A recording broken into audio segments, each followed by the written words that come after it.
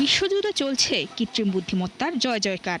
এতে প্রযুক্তি পণ্যের চাহিদা বাড়ার সাথে সাথে রেকর্ড মুনাফা করছে বহু প্রতিষ্ঠান, যেখানে কর্মীদের নানা সুবিধা দিচ্ছে অনেকে।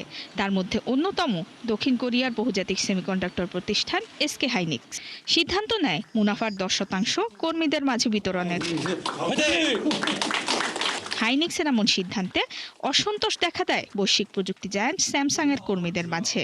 তারা দাবি করে বার্ষিক পরিচালন মুনাফার 15% অর্থ, পাশাপাশি বাড়াতে হবে বেতনের 50% বোনাসের সীমা। তবে প্রতিষ্ঠানের মূলনীতির সাথে সামঞ্জস্যপূর্ণ না হওয়ায় দাবি মানতে অস্বীকৃতি জানায় স্যামসাং। কর্মবিরতির ডাক দেয় প্রতিষ্ঠানটিতে কর্মরত 48,000 শ্রমিক।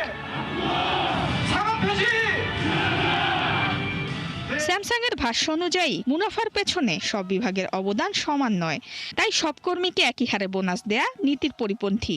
অন্যদিকে সেমিকন্ডাক্টর বা চিপের ব্যবসায় মুনাফা ওঠানামা করে, তাই নির্ধারিত হারে বোনাস দেওয়াও সম্ভব নয়।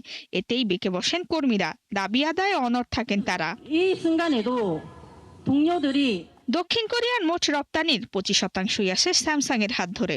প্রযুক্তি প্রতিষ্ঠানটির কার্যক্রম ব্যাহত হলে দেশটির AI server, data centre, smartphone, laptop ও ইলেকট্রনিক্স পণ্যের বাজারে বড় আঘাত আসবে। এছাড়া বিশ্বের অন্যতম বৃহৎ চিপ উৎপাদনকারী হওয়ায় বাধার মুখে পড়বে কৃত্রিম বুদ্ধিমত্তার প্রসার। সংকট এড়াতে হস্তক্ষেপ করে দক্ষিণ কোরিয়ার সরকার। কর্মীদের দাবিকে অযৌক্তিক আখ্যা দেন দেশটির রাষ্ট্রপতি লি জে মিয়ং। সরকারি হস্তক্ষেপের পর শ্রমিক ইউনিয়নের সাথে খসড়া চুক্তি করে স্যামসাং, যেখানে সংশোধিত বোনাস ব্যবস্থা ও সেমিকন্ডাক্টর কর্মীদের পরিচালন মুনাফার 10.5% অন্তর্ভুক্ত রয়েছে। এ খসড়া প্রস্তাবে 22 থেকে 27 মে পর্যন্ত ভোট দেবেন শ্রমিকরা। তাই আপাতত 18 দিনের ধর্মঘট স্থগিত রাখবেন তারা। নুসরাত মৌমি, 71।